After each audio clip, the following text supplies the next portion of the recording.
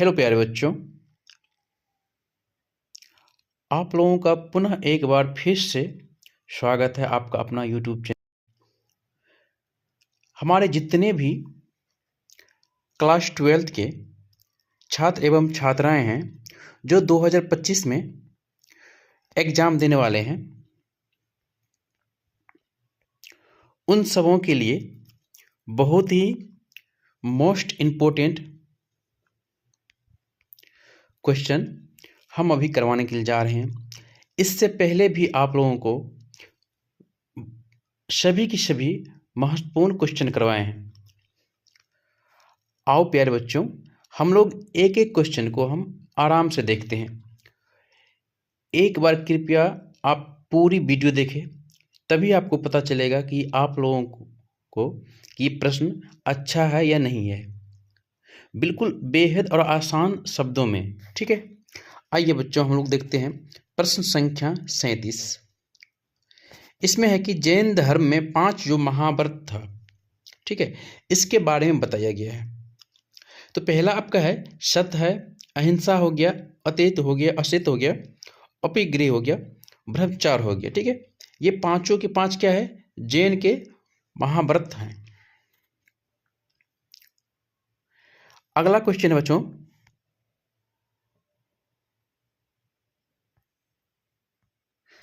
दिगंबर एवं श्वेतांबर में क्या अंतर है? देखो, दिगंबर और श्वेतांबर ये दो अलग किस्म के लोग हैं। इसके कुछ अलग अलग नियम हैं, रहने का, खाने का, कपड़ा पहनने का। तो इन दोनों में क्या करना है, हमको अंतर बताना है। प्यारे बच्चों, इन दोनों में अंतर देखते हैं। तो दिगंबर का पहले हम देखते हैं। दिगंबर के लोग यानी दिगंबर शाखा के लोग क्या होते थे?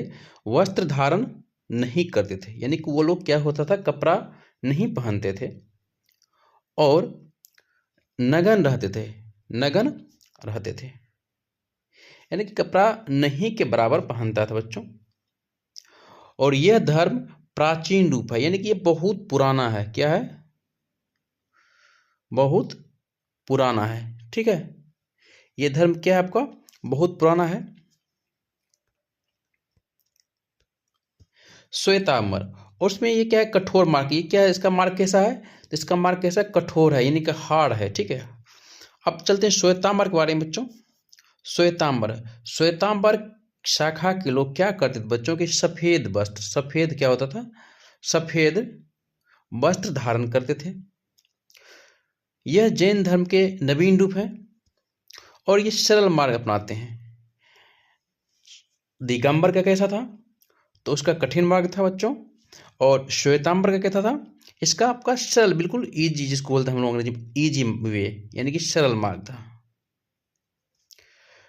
अगर आप लोगों को ये क्वेश्चन दिया जाएगा दिगंबर एवं श्वेतांबर में अंतर स्पष्ट करें या अंतर बताए या अंतर क्या है, तो आप लोग, हमको लग रहा है कि अब बेहद आसान शब्दों में आप लोग इनका जवाब दे दीजिएगा, ठीक है प्यारे बच्चों। चलिए अगला क्वेश्चन देखते हैं। अगला क्वेश्चन है प्यारे बच्चों, बौद्ध धर्म के अष्टांगिक मार्ग, इनके नाम, यानी कि बौद्ध धर्म के जो अष्टांगिक मार्ग थे कौन कौन थे? ये क्वेश्चन आपके लिए बहुत महत्वपूर्ण क्वेश्चन है और ये काफी बार पूछा गया क्वेश्चन प्यारे बच्चों, ठीक है। तो अष्टांगिक मार्ग इनके 4 है। कितना है आपका?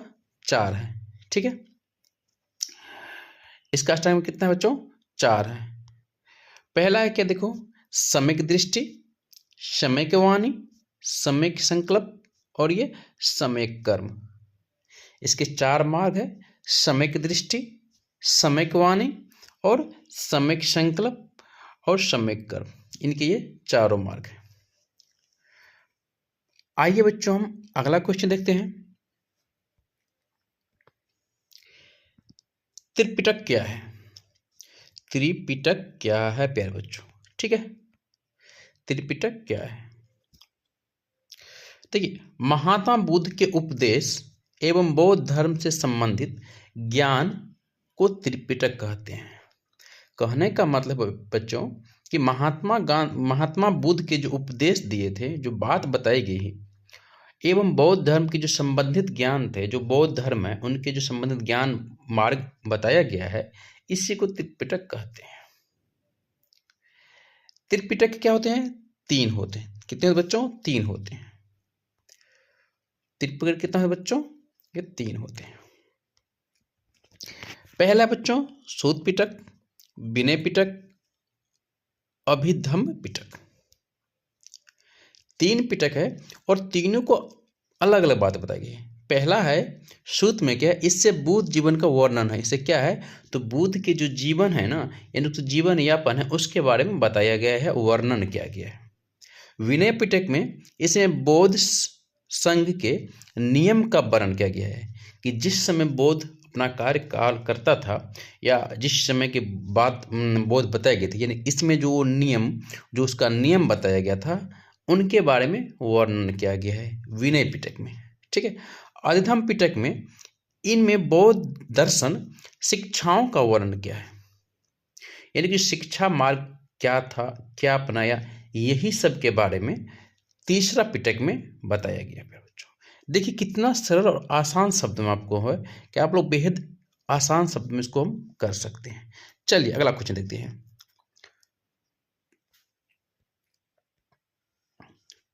ये क्वेश्चन है, बौद्ध संगीतियों क्यों बुलाई गई? चतुर्बोध संगीत का क्या महत्व है? कितना?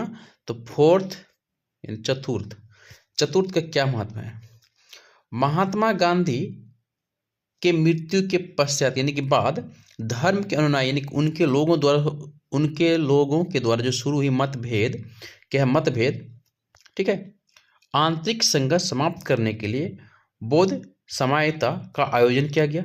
ठीक है, यानी बुलाया गया। 4 संगीत बुलाई गई। चतुर्थ बौद्ध संगीत जिसका आयोजन कनिष्ठ के शासनकाल में हुआ था, यानी कि किसके शासनकाल में हुआ था? तो कनिष्ठ के शासनकाल में हुआ था। कश्मीर के कुंडलवन बिहार में बुलाया गया था। सर्वाधिक महत्वपूर्ण है, इस संगीत के सभापति महान बौद्ध विद्वान अश्वघोष। इस संगीत के अवसर पर बौद्ध धर्म के 2 संप्रदाय हीनयान महायान विभाजित हो गया। ठीक है बच्चों, अगर इस प्रकार का क्वेश्चन आपको दे दिया जाए कि बौद्ध संगीतियों क्यों बुलाई गई, तो हम लोग बेहद आसान तरीके में लिख सकते हैं। आप लोग इसको लिख के रट के आप लोग समझ के पढ़िए। चलिए अगला क्वेश्चन है प्यारे बच्चे, ये भी आपको बहुत महत्वपूर्ण प्रश्न है। महात्मा बुद्ध के ज्ञान प्राप्ति एवं निर्माण स्थान का नाम बताएं। क्या? महात्मा बुद्ध का ज्ञान प्राप्ति एवं निर्माण स्थल का नाम बताएं, कहाँ हुआ था, क्या हुआ। ठीक है, तो महात्मा बुद्ध का ज्ञान की प्राप्ति कहाँ? बोध गया में हुआ था, बोधि वृक्ष के नीचे हुआ था। और महात्मा बुद्ध का निर्माण कुशीनगर में हुआ था। कहाँ हुआ था? तो कुशीनगर में हुआ था बच्चों। अगला क्वेश्चन देखिए, बौद्ध के संदेश भारत के किन किन देशों में फैले? 2 नाम बताएं। यानी कि जो बौद्ध के संदेश हैं भारत से बाहर किन किन देशों में फैला, इसके 2 नाम बताना है। महात्मा बुद्ध के संदेश भारत के बाहर कई देशों में फैला गया बच्चों। श्रीलंका हो गया, जापान हो गया, इसके अलावा और फैला गया। ठीक है,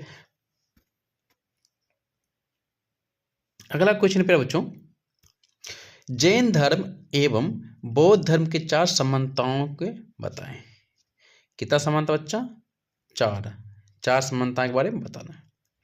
पहला है कि दोनों ही अनिश्चयवादी हैं, दोनों ही जाति प्रथा का विरोध किया, जाति प्रथा जो भेदभाव होता है उसके बारे में विरोध किया, दोनों कर्मवाद पर जोर देते थे, दोनों अपने धर्म के प्रचार जनसभा में किया, यानी दोनों ने अपने धर्म का प्रचार जनसभा में किया। ठीक है, जो धर्म उन लोग मानते थे उसको क्या कहते हैं? जनसभा। जो रैली निकला था उसमें इन लोग अपने धर्म का प्रचार प्रसार किया। आइए प्यारे बच्चों अगला क्वेश्चन देखते हैं। लिंगायत संप्रदाय से आप क्या समझते हैं? दक्षिण भारत से शैव संप्रदाय के लिंगायत संप्रदाय को कहा जाता है। लिंगायत संप्रदाय को वीरशैव भी कहा जाता है।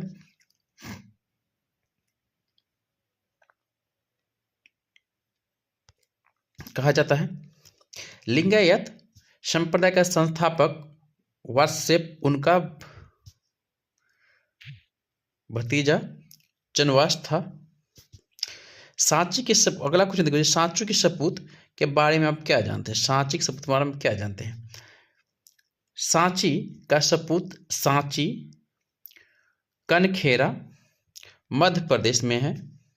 सांची मध्य प्रदेश के रायसेन जिला में 25 किलोमीटर दूरी पर उत्तर में स्थित है।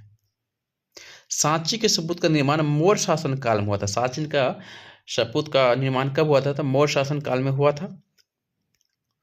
सांची के सपूत खोज 1818 ईस्वी में जनरल लेटर ने किया था। आइए बच्चों अगला क्वेश्चन देखते हैं।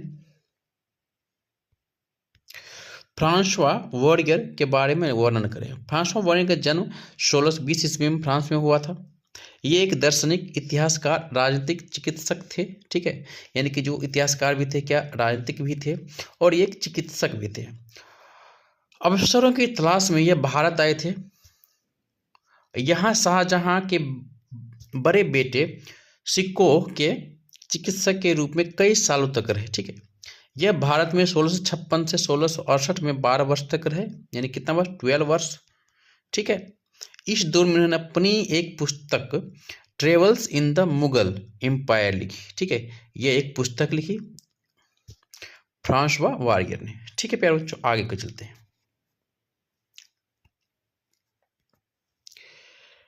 खालसा पंथ का स्थापना किसने और कब की? खालसा पंथ की स्थापना किसने और कब की? खालसा पंथ की स्थापना सिखों के 10वें गुरु गोविंद सिंह ने 1699 ईस्वी में किया था। ठीक है, बैसाखी के दिन किया था।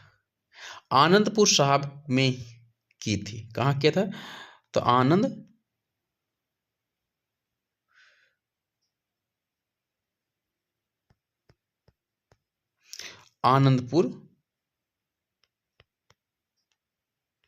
आनंदपुर में किया था। गुरु गोविंद सिंह का जन्म, क्या मिस्टेक होगी बच्चों? ठीक है, अगला क्वेश्चन देखते हैं।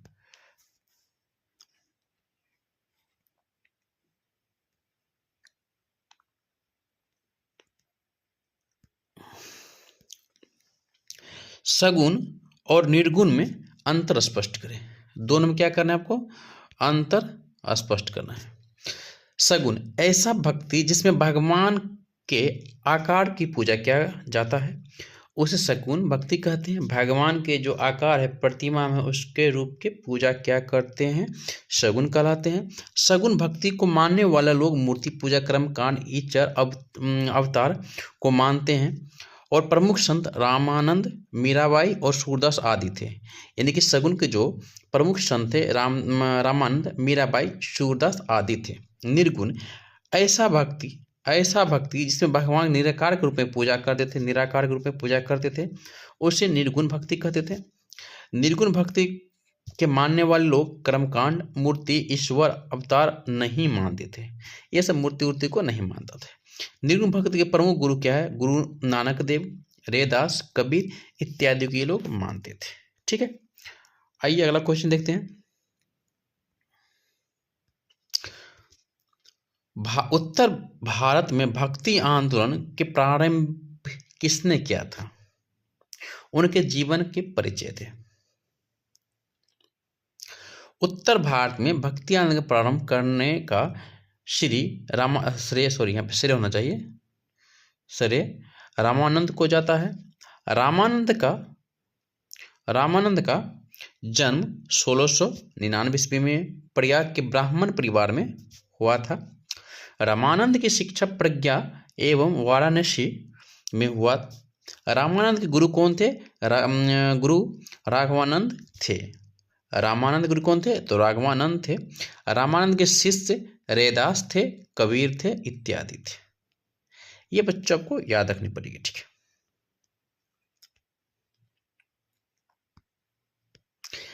अगला क्वेश्चन पर तो बहुत ही मस्त क्वेश्चन है कि मीराबाई का संक्षिप्त परिचय दे, यानी कि मीराबाई के बारे में आपको बताना है। मीराबाई के जन्म 1498 ईस्वी में राजस्थान के मेहता में हुआ था। मीराबाई के पिता मेरता के शासन रतन सिंह राठौर थे। मीराबाई भगवान श्री कृष्ण की भक्त थी। मीराबाई श्री कृष्ण को अपना पति मानती थी। मीराबाई का विवाह भोजराज में हुआ था। असमय मृत्यु होने के कारण मीराबाई विधवा हो गए थे। मीराबाई के गुरु कौन था? रविदास थे। मीराबाई गुरु कौन थे? रविदास थे।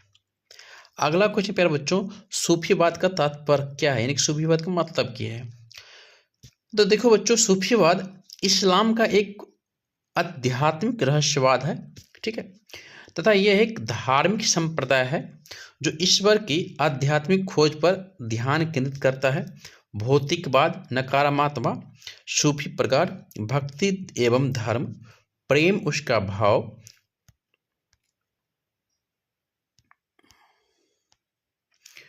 प्रेम उसका भाव, ठीक है, कविता, संगीत तथा नृत्य उसकी आराधना के साधन थे। परंपराओं में विलीन हो जाना इसका आदर्श था। नए अगला क्वेश्चन बच्चों देखो, नयनार कौन थे? तो दक्षिण भारत के शैव धर्म के अनुयायी नयनार कहा जाता था। दक्षिण भारत में भक्ति आंदोलन की शुरुआत नयनार संतों ने किया था।